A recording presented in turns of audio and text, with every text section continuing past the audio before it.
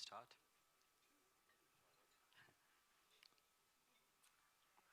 Assalamu alaikum. Very good afternoon to all. Welcome to the fourth panel discussion of the day.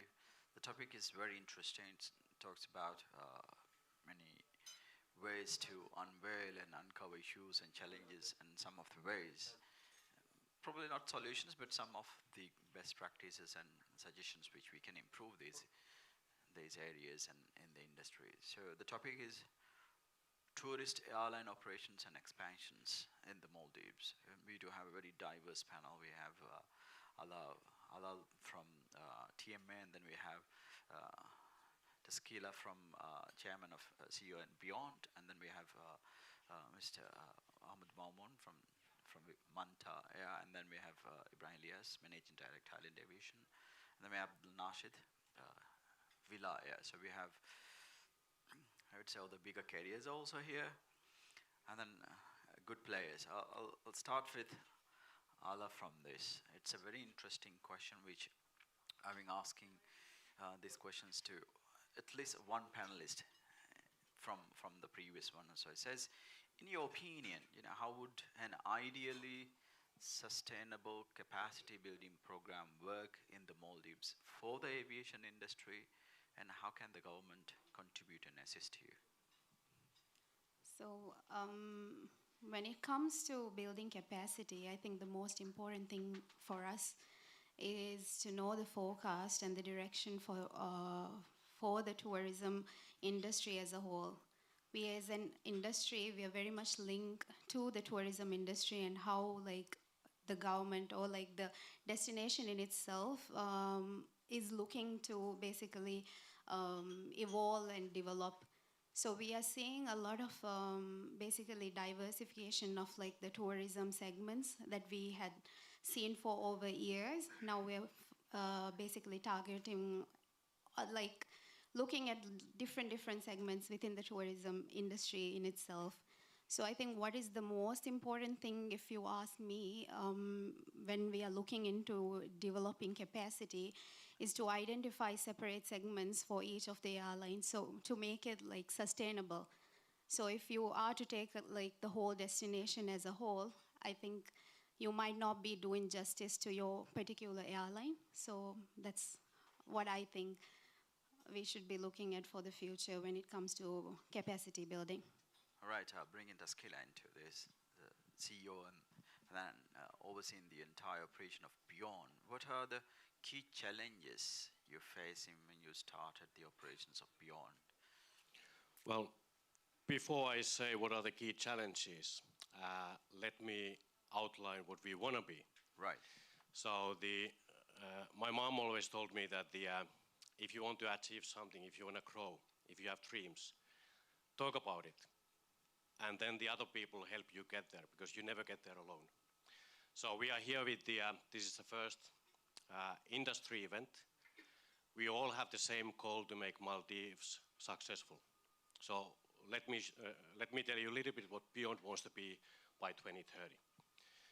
We want to operate 32 aircraft, narrow body aircraft. So 321s, 320s. We want to operate roughly 100 movements. That's 50 departures each single day. We will operate to 60 destinations. We will employ 2,000 operational staff. We want to be 100% sustainable aviation fuel operator. We want to carry 1.2 million passengers. That's 600,000 tourists. Okay, it might not sound much if you put it to the larger scale, that by that time Maldives has 8 million or even higher numbers. But these are all premium customers. These are what we call business or first class customers. So it is quite a sizable thing. Right. So when we have a big ambitions. The shareholders share the ambitions. They have invested a lot of money. So far we have been invested 45 million. We are raising 30 million more. And if you think about the challenges what we have been facing in the past a year or 6 months, are driven by the environment. Environment meaning that the aircraft what we want to have, the narrow-body aircraft 320s, they are very difficult to come by. And we know that there are engine issues with the NEOs. We had to go for the CEOs. When you are a startup airline, try to get the capacity which everyone wants. That causes delays. And we are even more difficult client to the lessors and to the industry because we don't want to take it as it is. We will actually refurbish the whole aircraft to the premium cabin, which takes 6 months to ground the aircraft, where we are paying leases. It takes $6 million US dollars to invest in it, which no one wants to invest on our behalf because we are a startup airline. So we are putting a lot of money beforehand before we even have a first flight. So it takes a lot of patience from the shareholders, from the organization. And for that reason, we always have the motto that let's keep the frustration and excitement in a good balance, because you always have those. So, but yeah, so far we have been successful, knock the wood. We have 1 aircraft, we are getting the 2nd aircraft in a month's time. We are now signing 5 additional coming to next year, and then 7 to 8 aircraft as we go along. So the credibility has been improved day by day. What I want to highlight is that the support from the civil aviation, MACL, has been tremendous. So we are very happy about it. They have seen our value. I think they are a bit skeptical that, okay, are you able to meet your lofty goals? But at least they are giving us the opportunity, which we really appreciate. Right, very positive aspects of the business and then how it will be grown. I need to bring Man into this conversation. Starting this year, Mantaya had started operations to key Indian cities. And what other destinations did you consider during this expansion? First of all, thank you very much. Manta, as you know, started 5 years ago and has been one of the leading brands of airlines in the Maldives, now established with strong, especially seaplane operations. We have over 17 aircrafts in operation now in a very short span of time. Bear in mind, we were hit almost lost 2.5 years for COVID. So despite that, we have made great strides. Domestic also, we are supporting the tourist movement quite, significantly in the areas we operate. And so it was quite natural for us to, look at international and also from a, regional tourism perspective, considering the capacity we have and the resources we have. India was identified as a very good destination, and also our approach is slightly different because we wanted to establish Dalu Atoll as a tourist hub in the Maldives, whereby there are about 3,000 beds in Dalu Atoll alone, plus nearby atolls Fafu, Ta, and even Lamo. To the extent there has got hotels which are near in the speedboat distance as well. So having a direct connection with India is quite strategic move for us, and we started the operation on 1st of March. Probably the timing was not right. We had to do a lot of efforts. We are continuing to do road shows and promotional efforts in India, and we believe this route will get established, especially supporting the community in Dalu Atoll guest house business, the business needs, and also shows development for people to move directly by avoiding the traditional hub of Malé airport, and maybe that balances out the huge constraint put on the Malé in the aviation segment. So we are very aggressive and very committed on this strategy. Right, bringing Elias into the same discussion, but slightly different direction to answer. And with the announcements of wide-body operations by Maldivians, it can be seen as an initiative to directly connect the major markets to Maldives. Could you please share an insight on how Maldivian plan to pursue the wide-body expansion that is going to be supporting to improve tourism in the country, and then some insights on how the four networks of Maldives could support. Thank you. The White Body project is also a project which is supported by the government of Maldives. The main reason is because it will definitely contribute significantly to the tourism industry of our country.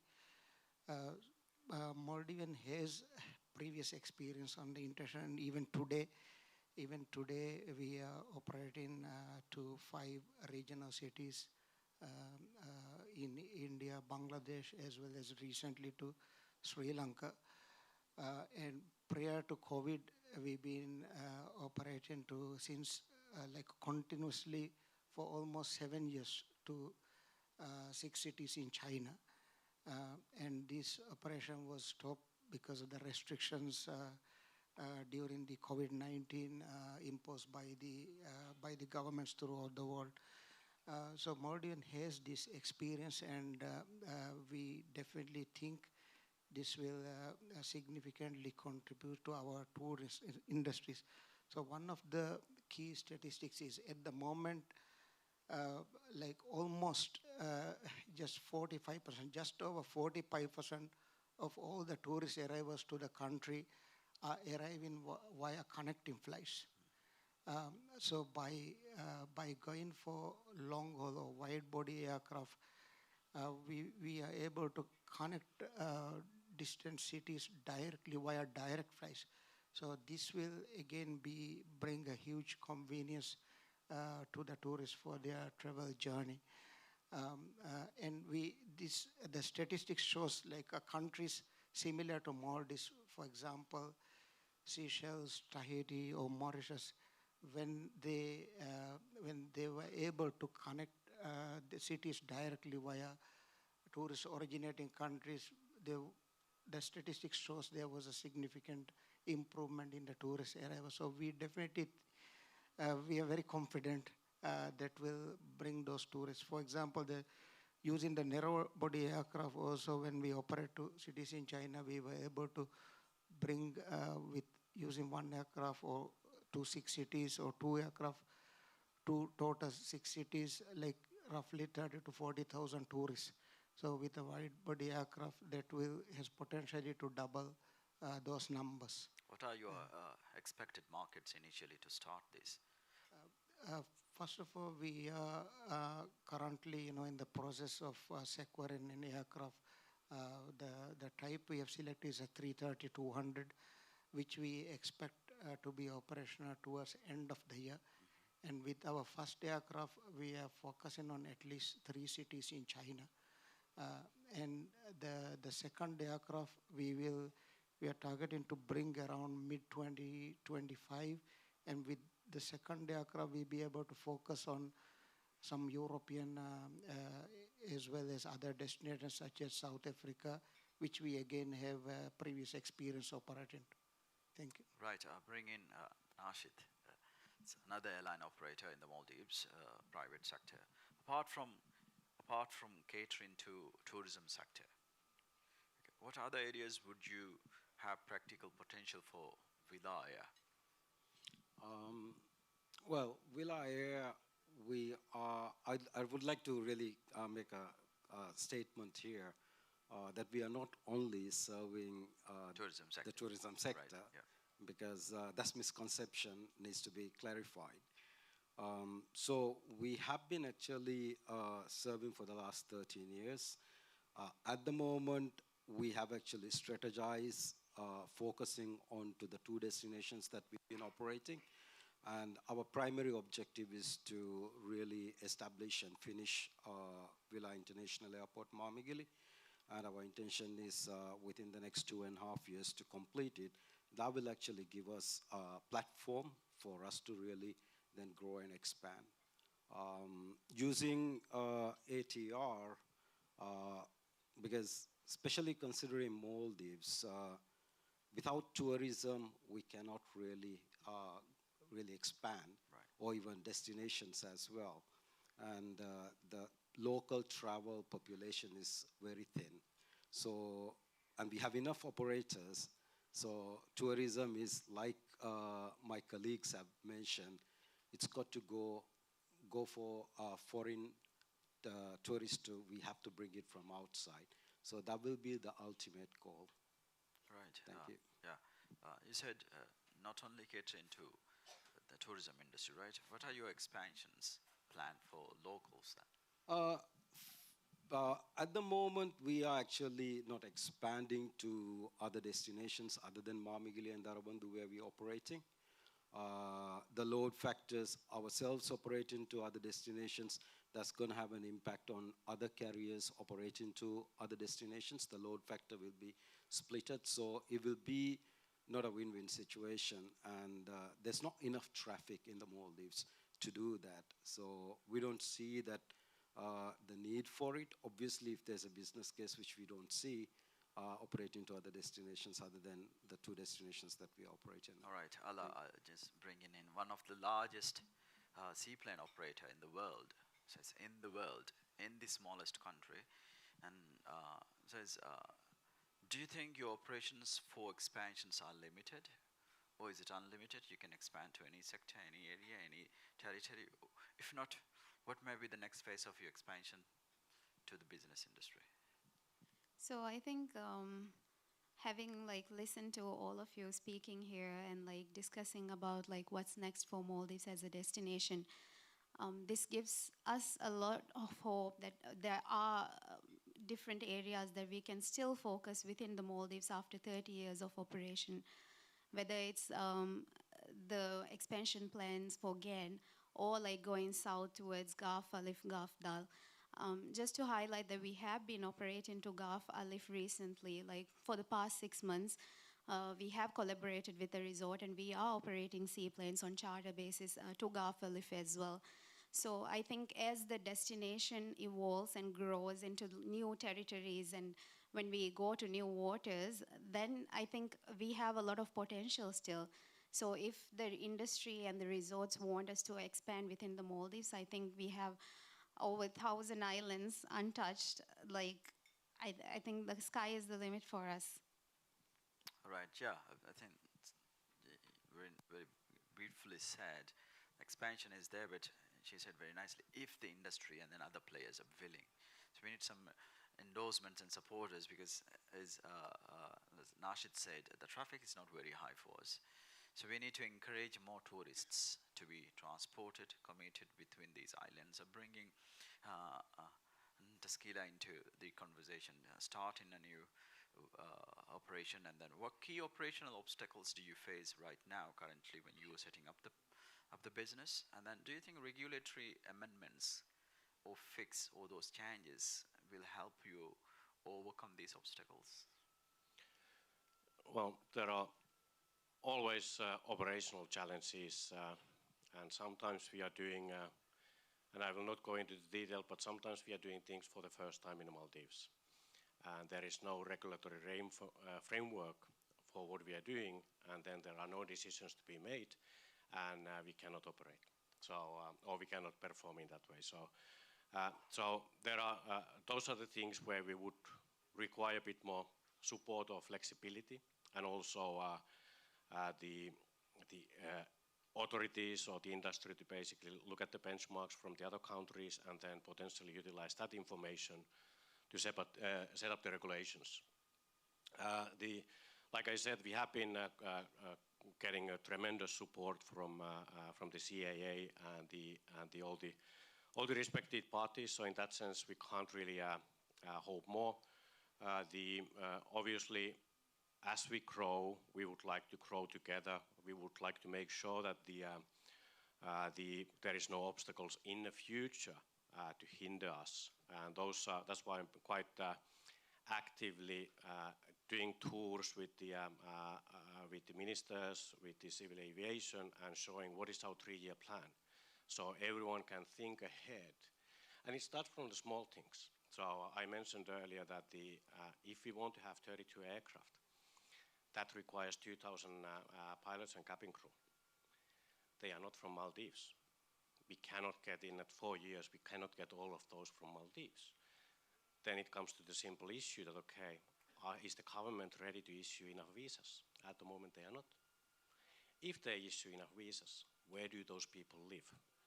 There is no accommodation in Malé or Hulumale for 2,000 people. The 2,000 people come with their families. So they come with the 3 additional people potentially. So they are not 2,000, they are 8,000 people. So those are the discussions what we are having all the time.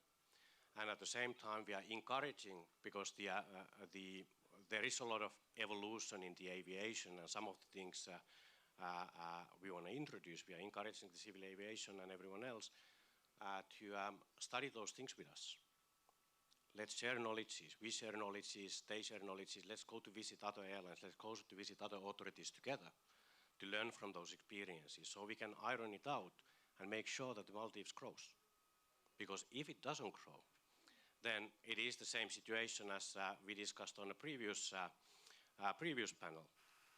Then people are not coming here because Maldives is the only option for them.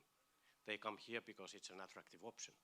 But if we lose that attractiveness because it's difficult to get here, you don't get access to the capacity, or the processes are so outdated, they will go to the, what we mentioned, Egypt or the Red Sea or Thailand or somewhere else. And my shareholders, obviously, these numbers, they want to see in Maldives. But we are getting 32 aircraft, and if the Maldives doesn't have space for 32 aircraft, those aircraft will go somewhere else. We will not stop ordering those aircraft. So, does Maldives want to get it? Or shall we give those aircraft to Saudis? It is the choice of the people in here, this government and the future government, who gets the benefit from the growth. Nice. Yeah, I think we need those aircraft, but we have to find a way to accommodate all of these things. Again, some of the infrastructure ideas which we heard from the previous panels, expansions are happening, so I don't know how much of these we can accommodate in this country. Just bring in the regulatory issues. I think I'm going to bring Maan into this.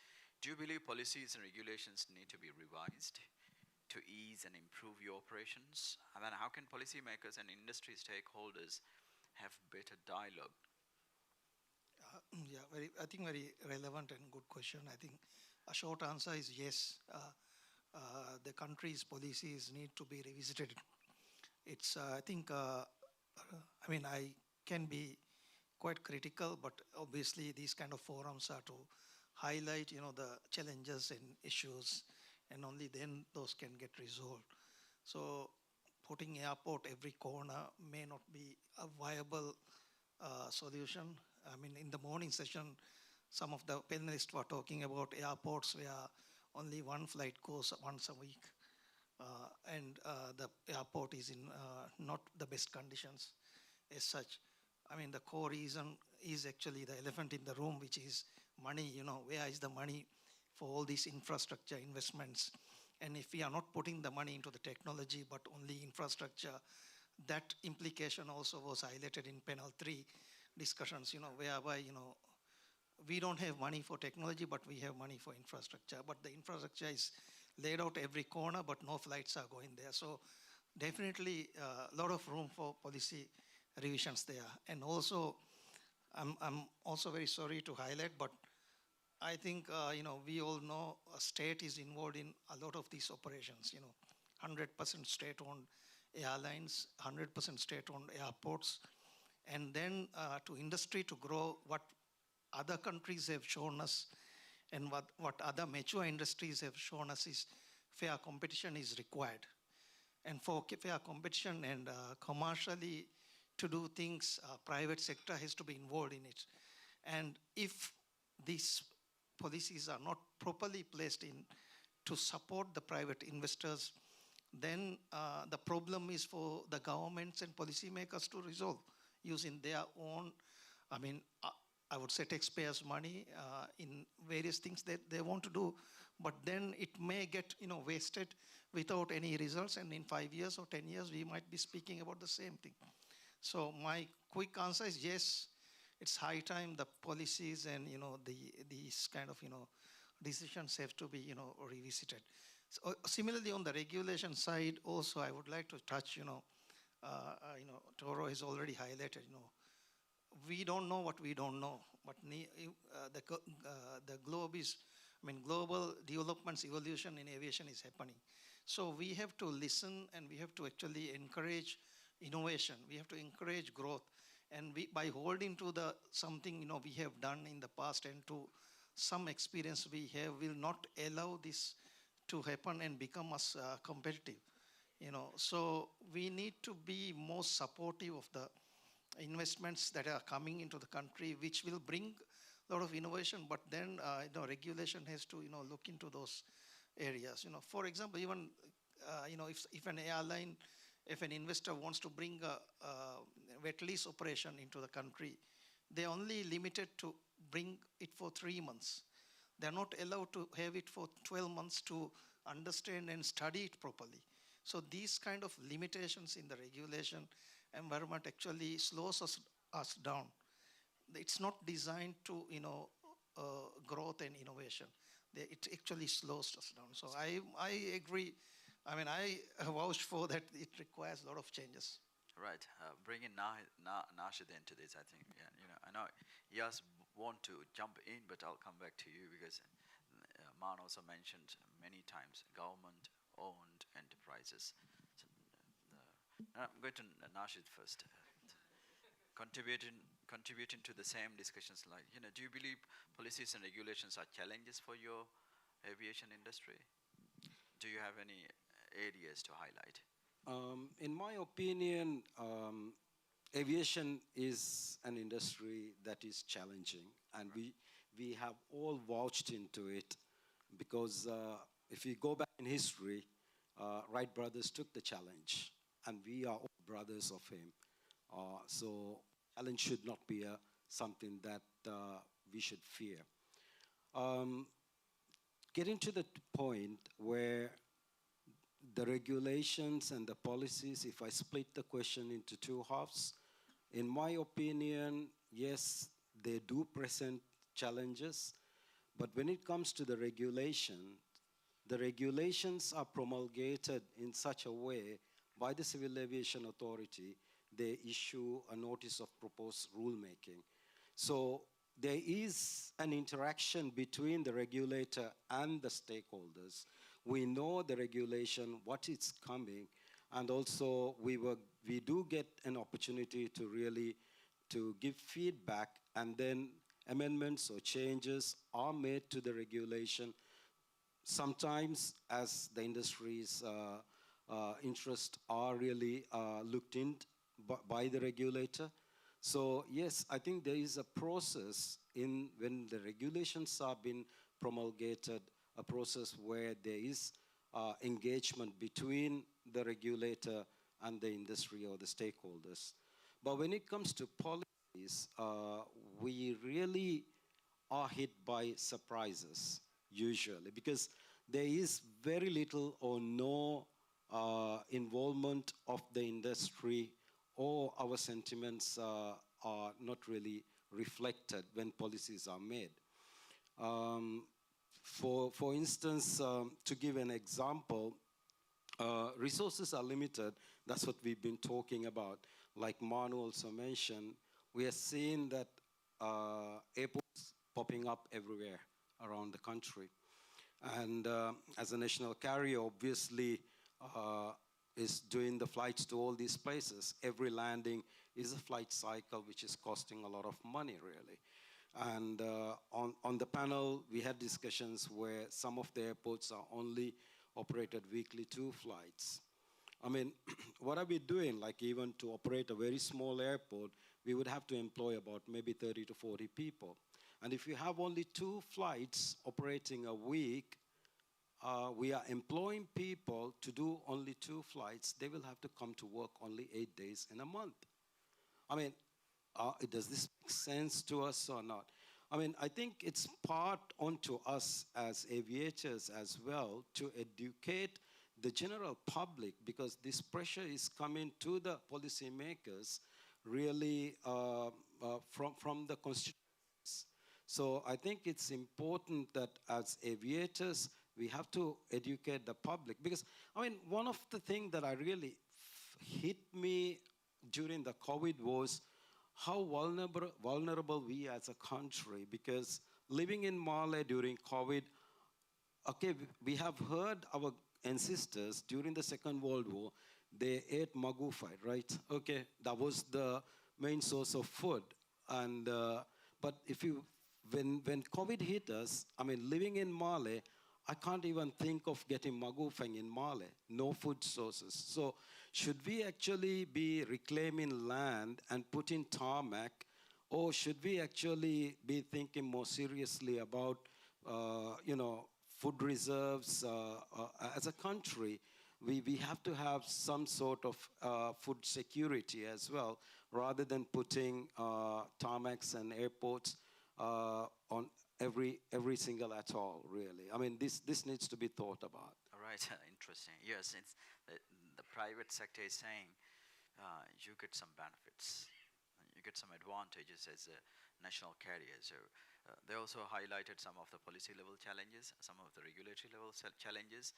With the considerable fleet you have in operation, what operational challenges do you face with which prevents your expansion projects? And then, do you also have regulatory issues? When it comes to, before going into the challenges, I would just give a very brief overview of the scale of operation we are doing at the moment. So at the moment, with all our fleets combined, we have 24 commercial aircraft doing roughly just over 50,000 flights and carrying over 1 million passengers. One of the main challenges is maintaining an on-time departure at Malé. So it is a huge challenge at the moment, and because we are operating beyond the capacity of the airport. So when it comes to the ground handling and other kind of passenger handling, there are several limitations at the moment. When on a lower day, it may be good and we are able to maintain a good on-time departure. But when it goes beyond the capacity, I do not want to doubt the support MSL or the airport operator is giving. They doing the best they can, but the reality is the infrastructure is limited at the moment to cater to the current operation. So that is the main challenge, the biggest challenge at the moment we have. But there are positive things that's happening. There is a huge investment from the airport operator, and we are also hearing information that towards end of the year, the new terminal, I don't know, maybe if not fully, but it could be to some extent operational. So this will, of course, allay a lot of challenges we are facing at the moment. With the operational, with the new runway operational and the previous runway change of taxiway, that has given a lot of capacity for the movements and also reduce delays, ATC related delays to a significant amount. So we are very hopeful, with the airport developments that's happening. Those is the other main challenge is we, as a national carrier, we are supporting both the local traffic as well as the tourist traffic, and the demands of these two segments are quite different.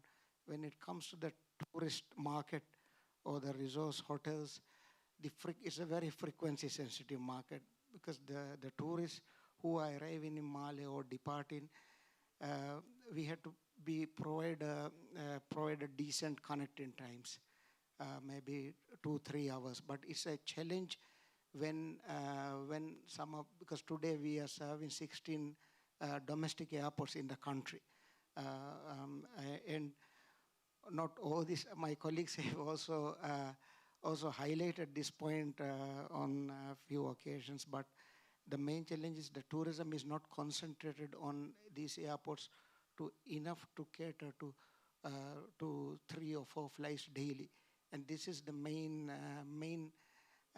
request. Unless we are able to operate at least 3 to 4 flights a day. The expectations of the of the tourists, we are not able to cater to that. Nashid, So this is a huge challenge. Nashid said very nicely, do we need more airports? Well, it's not a simple question in my mind. I know people are. He said very specific. We don't have traffic. Yes, people I know are very critical of airports popping up everywhere in Maldives. But there are advantages also of having. I will give you one example. For example, Formula Airport is a very isolated, large island compared to Maldivian standards. When we initially started, after commissioning of airport, we only had the demand to operate a weekly single frequency, and that was a demand at that time. No hotels on the island, but with the connectivity, people got that confidence and started investing in hotels. So now there are, as the hotels and the tourism improved, the demand also improved. So with one flight per week, today we are operating on a regular basis 2 flights daily, and sometimes 3 flights. So this is an example of how an airport could significantly contribute to the local economy. So if we are careful and if this development is well coordinated with the local community and the tourism, I'm sure we could also take advantage of any airport. All right. Taskila said previously, he's bringing this number of flights, planning to operate these things. Just want to bring you, and then your operation is going to be very new. It's one very early stage in starting and implementing. So in your opinion, how can we expand promoting Maldives as a brand by collaborating with the aviation industry? And what are the advantages that you foresee this is going to be, an advantage to the industry as well as your business? Well, obviously we see Maldives everywhere, so I think Maldives has been doing a great job in promoting the destination. Where we tend to lose a little bit of a voice is that when you promote the destination, that how do you get there? And obviously, being selfish from the beyond side, being a Maldivian carrier, having a Maldivian flag on a tail, we would hope that we would be promoted on those discussions. In the same way as we are now promoting our brand. So although we are very young, we have been already shown for 1.1 billion people around the world, our brand, and indirectly also Maldives. And that's something which is quite significant. We are coming next winter, we are in the 3 global Netflix shows. We brought those Netflix shows to Maldives. So we are doing our side, but then and linking also the Maldives. But we don't see the same thing that the Maldives is linking us. And I do understand that they want to make sure that every airline operating in here is sort of feels fairly treated. But if you always follow that game, then I want to be fairly treated at the airport as well. Why, if I have next year 100,000 premium customers or 200,000 premium customers in the airport, can I get a lounge for beyond? No one is even proposing that to us. So, and those are all people who want to have the lounge. So, and we are sort of the part of the national fabric. So those are the discussions where we need to be a little bit more aligned, and hope that we find a common ground for everyone. And I know that, for example, in the lounge case, the space is limited, but then it should be somehow a flexi lounges and lounges which promote everyone rather than then being dedicated for one airline only. All right, I think Mustaq is also here, so he heard your concern. So. already lodged and listed, so I'm bringing Ala into this. Same connections with the destination promotion and advantages that you can get. So government and private sector utilizing the aviation sector to promote during off and peak season. What are the advantages? I think now as a destination, Maldives is on the map, and like everybody is trying to be the next Maldives. So a lot of other destinations are directly competing with us. So it is important for us to highlight every single selling point that we have in Maldives, which is different from any other nation. So saying that we have like a huge operation in the Maldives, which is nowhere else in the world. The seaplane operation that we have here, like there's no other destination who has an operation of this scale. Whether it's us doing combined with Mantaya, Maldivian as well, the seaplane fleet that we have in the Maldives, it's nowhere else in the world. So I think we should really start promoting the aviation experience, like the domestic experience, where you take a flight on a seaplane once you land to the Maldives and experiencing the Maldives with a seaplane.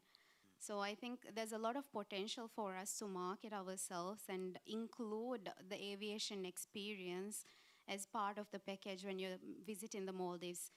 Apart from like the beaches and all the other things that we are discussing is the selling points for the Maldives. I think we can really work on highlighting aviation as a selling point as well when it comes to us promoting like the destination. Okay, yeah, not just sand, sun, and seas, right? And so we can add aviations and give a unique experience to our travelers. Coming to Man into this, in terms of operations, I remember asking one of the previous panelists about their local fare rates, the national carrier, the Maldivians, our carrier, and then now I come to you asking, in terms of operational costs, are these reasonable to operate this and do this in the Maldives, within the Maldives, and what are the factors that you raise as concerns to reduce the cost?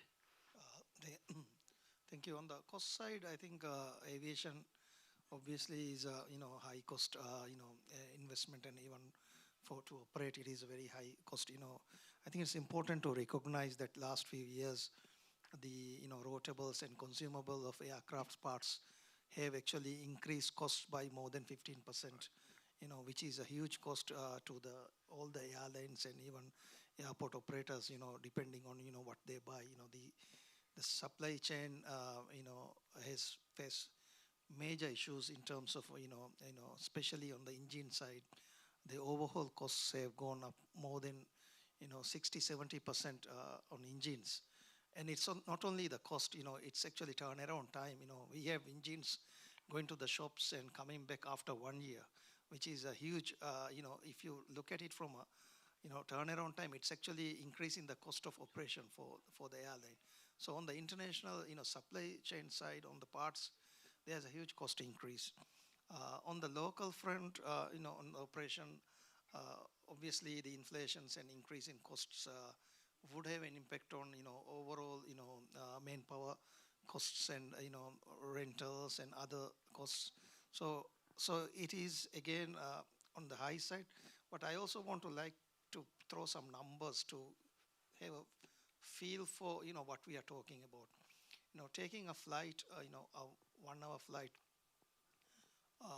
into, let's say, Dharavandu, for example, and Dharavandu to Iforo Airport. If you do one direct Malé, Dharavandu Malé, I think a lot of us already have highlighted the traffic is not there, load factor is not there. So to get the load factor, we could actually add one more sector, Malé, Dharavandu, Dharavandu Iforo, and Malé. But then, one of the major operation cost is the ground handling cost of those airports. $900 from the airport to the airline. So typically we are selling tourists at $80. $80 domestic ticket divided by 900 means, you can see you already need about, 20, passengers on that flight to, cover the ground handling cost of that airport. And then you add, the fuel costs and all the other. So you need about 55-60% load factor to just cover the variable costs without including the fixed cost of lease and insurance and all those. So how can we have a 500 rupiah ticket to a destination? How can we fly to all the airports? Who are controlling these costs? How can we influence to reduce these costs? Obviously, those airports, Nashid has already highlighted, have 30 plus they have systems which comply to the civil aviation regulation. So roughly an airport operational cost will be about close to 70, 80,000 or even more a month. So to recover those costs, they will try and actually increase the ground handling, all the costs. But then only thing you are doing as an airline is flying to contribute to, flying and charging the passengers to contribute to those costs and not making any money. And to make this matter worse, we have, state involved in all the, stations and setting the price, at whatever level they want. So that means you are cutting off the private sector from the industry totally. So this is the problems or policies that we have to discuss, and it's related to cost. Yeah, that's why I gave you some, numbers to, put it in perspective. Yeah, Nashid into this. Yeah, it's like Man has been always throwing things to Ilyas, and so just bringing you into the conversations. Like, what solutions do you propose for airport operations to consider for Manta or Villa to reduce your domestic airfare? Well, if you really look into an airline, what drives the cost down is the utilization of the aircraft. Yeah. You're talking about an aircraft, $20 million asset. And if you are flying for 1.5 hours, 2 hours a day, whereas if you look at the same aircraft in, say, in China or in India, where there's high utilization, maybe they'll be flying about 7 to 8 hours a day.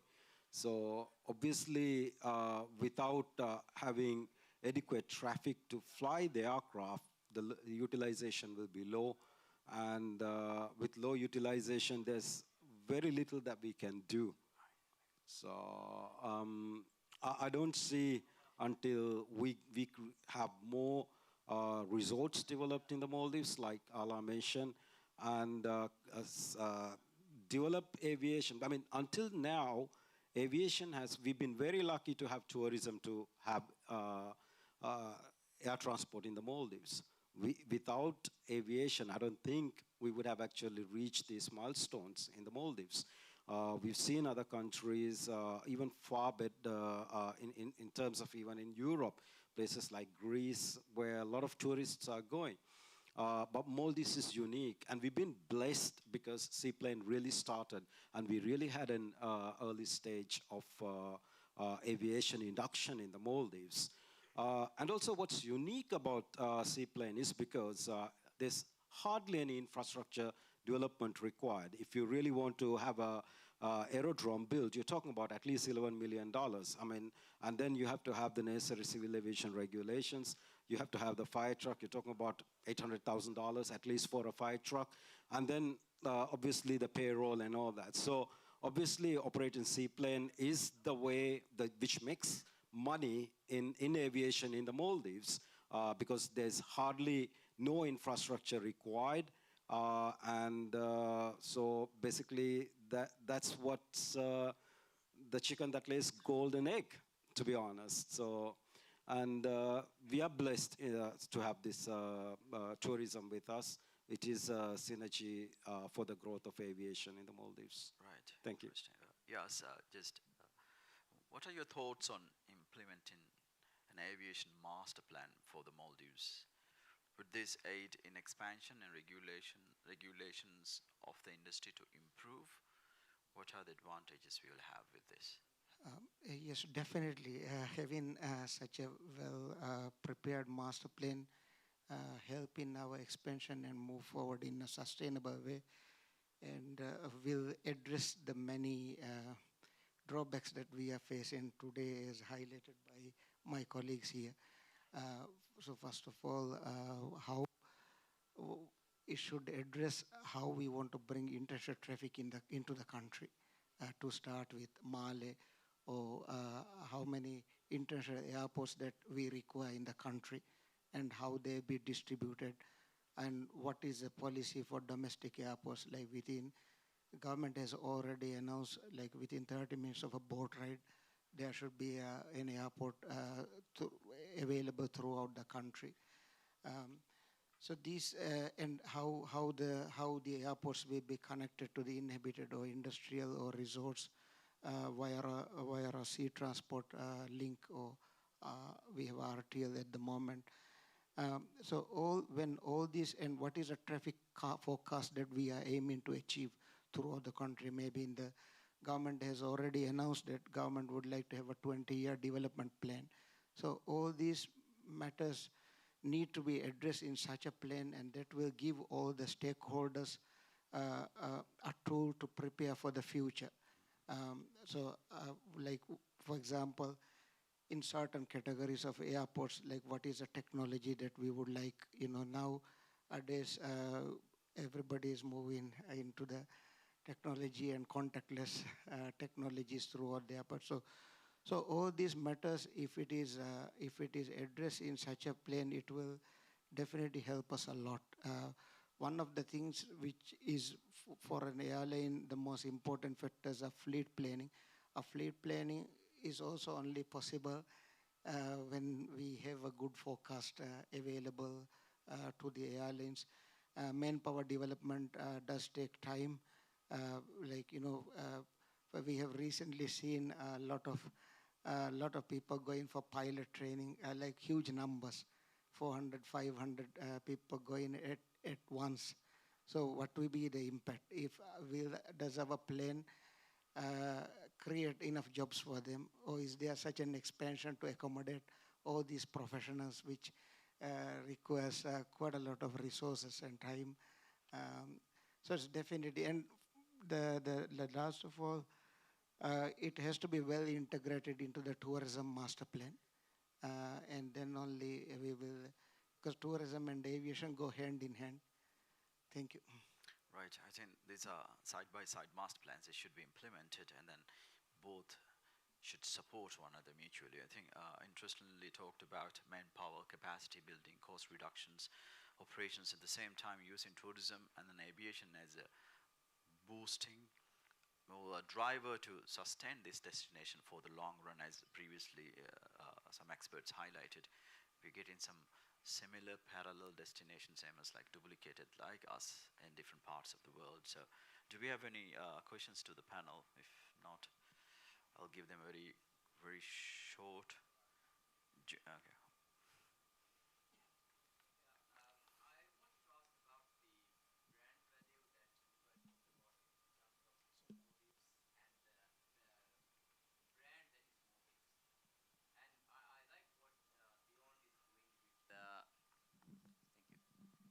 Beyond is doing with the concept about Maldives being a premium destination.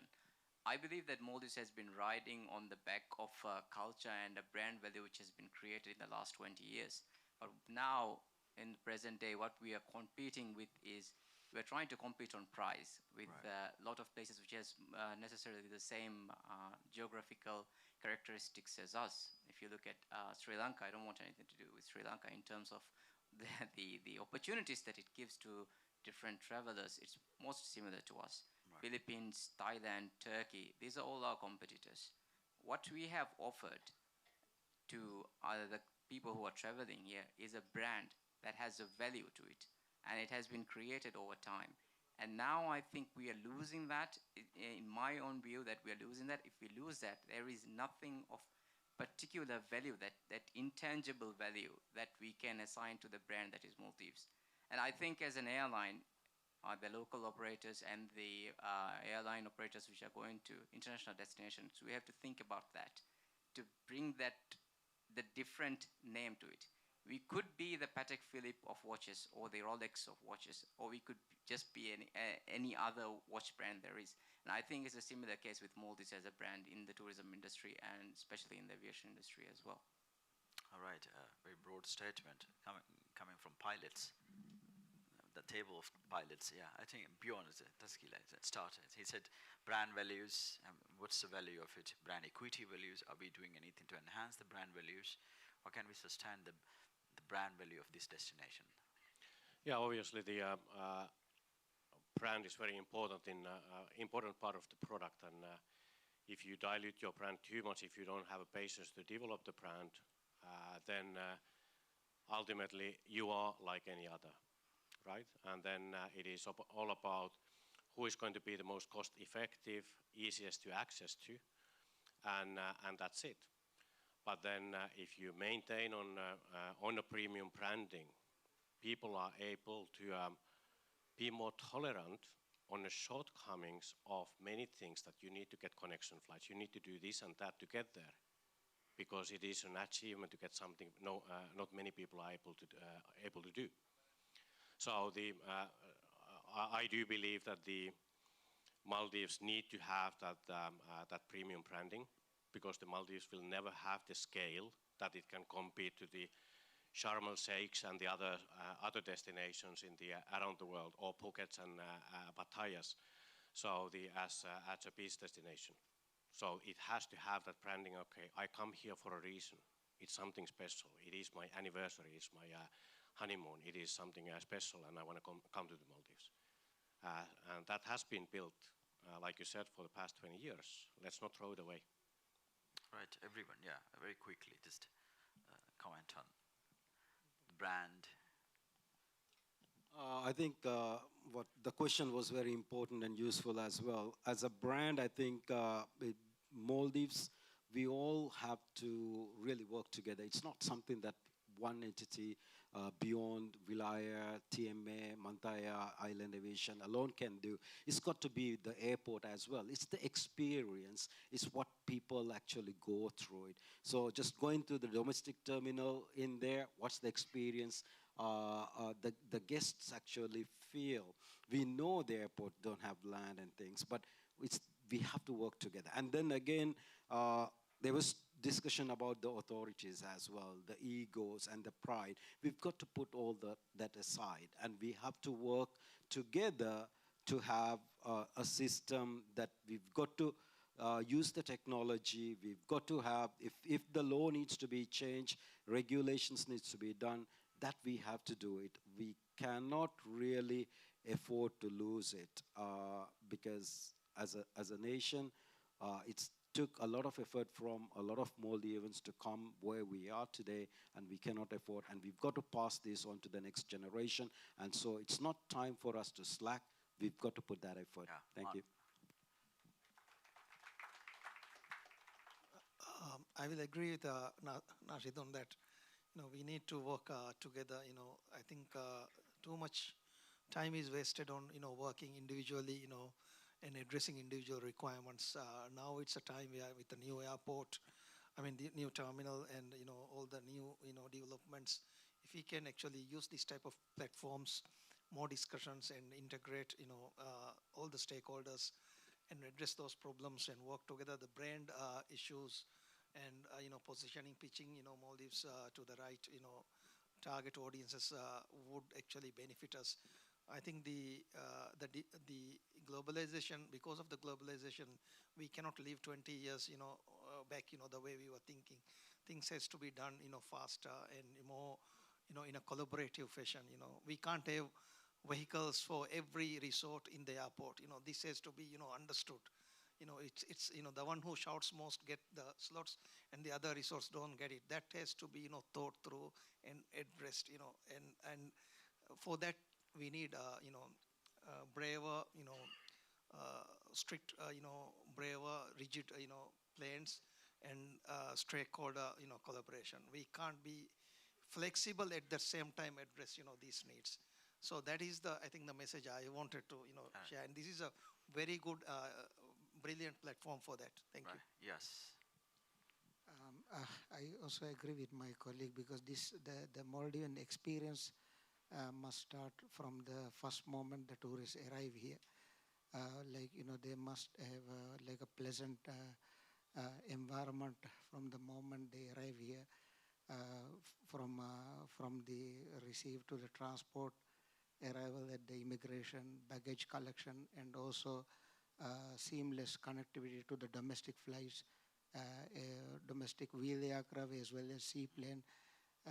But at the moment, there are several challenges, and we are unfortunately not able to provide the level of service or the Maldives branding that we are used. The tourists, they come here for the for the experience that they are used to at the airport or what we are advertising and promoting. But we are not there at the moment when it comes to airport experience. So that must be improved. Improved. Allah. Just a quick thought from. So I think the one good thing is we all agree that we all should be working together. So I think it's a good step forward, and this forum is basically a testament that we are all together to basically work on our industry and Maldives as well. So I think this is a very huge step moving forward, and I hope that we'll be able to see some developments in the future where we all contribute together and come to a conclusion where like we are promoting the destination to benefit every single person involved, whether it's tourism or aviation. So I think it's a very good. Right. Thank you so much for everyone, and then your insights and knowledge shared in these things. I think it's the end of the panel discussions from morning to till now. I think we talked about challenges, issues in operations, in cargoes, in logistics, in supply chain, as well as destination promotions, using aviation, and then having a master plan is just not enough. I think everyone in the industry, stakeholders, collaborators, everyone has to work together to implement this, and then I think that's the only way forward. And then this dialogue has to be continued. That's the key feature, which I think, yeah. If Sham allows me to take a question, yeah, one. Yes, Latif. මේ අලුන් හිතේ කුරුකුඩ එච්ච මේ දන්නවාද අනුවල් හිතේ. Oh, sorry. Yeah, I just thought I would just add up something because right through from the beginning in the morning until now, I see that we are very worried that we may have to run behind the people. I think that is not what we should be worried. In my thinking, when we go back to 1968, after we became a member of United Nations, we had a team of 3 delegates who visited Maldives to find out the potential Maldives have for its economic benefits. And the team was led by a British guy. And they made a conclusion that due to geographical distribution of the islands, Maldives has no potential for tourism. I read that report. Okay. Time passed by, and then when it came to 1972, I think George Kobe met Nassim in Sri Lanka. And then they somehow started the tourism. This is a story everybody knows. Now today, until COVID, we have seen that in Australia, they produce a glass brand called Maldives, New Maldives. And then we have had also seen in Spain, in part of Madrid, in Europe, they build up villages in mountains with water villas underneath the swimming pool, and then called the New Maldives. In Canada, there was a part called New Maldives. In UK, there was a village in which part was called Maldives. So Maldives became a brand. Now, after the end of COVID, everybody got alerted because people who had the money like Red Sea, they started building a new Maldives, and we were very worried. I think this is all, but we should be very proud and happy because this is doing marketing for Maldives. And then when tourists come closer to us, I think one of these island chief was asking me a question, what would happen during the period of football that we have in the Middle East recently. Would that period reduce our arrivals or increase? I said will increase because people from far away come so close to us to enjoy the football, they would very likely make a side trip to the Maldives and go back. You can see during that period, we had a boom in tourist arrivals in the Maldives. I think this replica of Maldives in different parts, Red Sea, for example, is not something we should be worried about. With an Italian company called, with an Italian club operated 28 hotels, I think it's called, they have no, not World Tour, Vera Tours.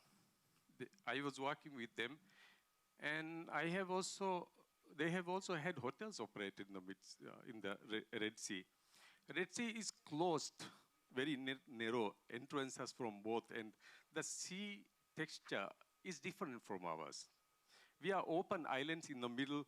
We do not have to be worried about what they bring in there because that will not do a complete replication of Maldives. When the people come back closer, we have an advantage. I think with these tourism discussions that we have, we should look at it in another way. One of the most expensive sports in the world is fishing. We should divert our targets into also fishing tourism. Our fishing vessels can be converted into fishing boats. It can be built as with accommodation, or it can be a combined excursion we offer with our traditional fishing boats with the people who stay in the islands. This is the kind of direction we should look into. Then when we look into the Maldives, Maldives is not a small country. If you look at the world size of countries, Maldives is the 31st largest economic zone, exclusive economic zone. This is in terms of the size. So we are not a small country. And then we are distributed in a very long area. In every location, the culture is different. I think we should develop not one hub like in Maldives. We should develop 4 or 5 different hubs and then do tourism, because in each region we can have a different type of tourism. If you look at this and have a master plan to reach these achievements in a period of 20 years that doesn't change with every political change, I think we can be the winner.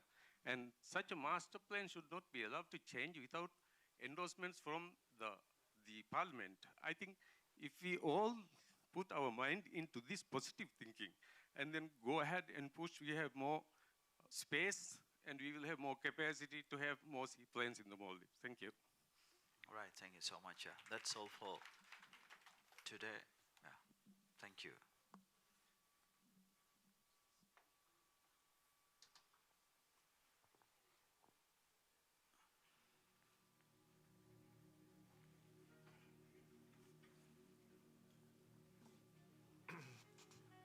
Thank you to the panelists.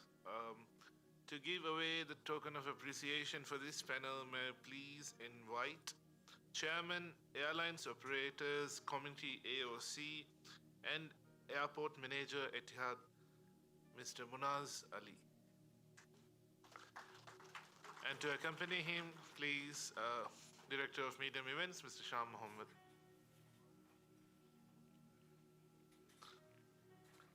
Deputy Manager, Corporate Strategy and Business Development, Trans-Maldivian Airways, Ms. Aishat Allah Abdul Hannan.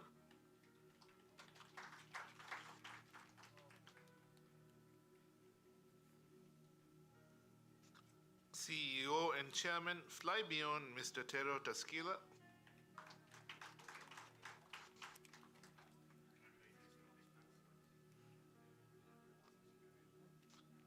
Deputy Chief Executive Officer, Manta Air, Mr. Ahmad Mamoon.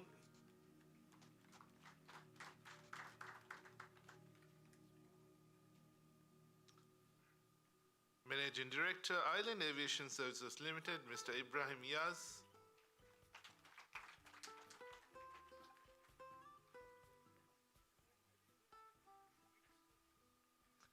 And Managing Director, Villa Air, Mr. Abdullah Nashid.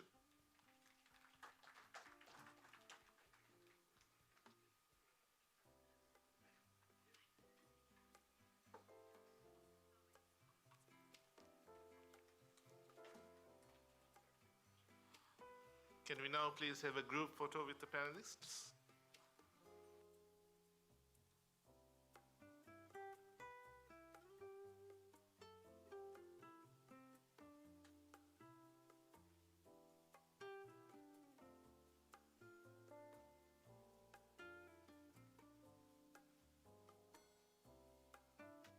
Thank you, Mr. Munaz, Mr. Sham, and thank you to the panelists of the final panel for the day.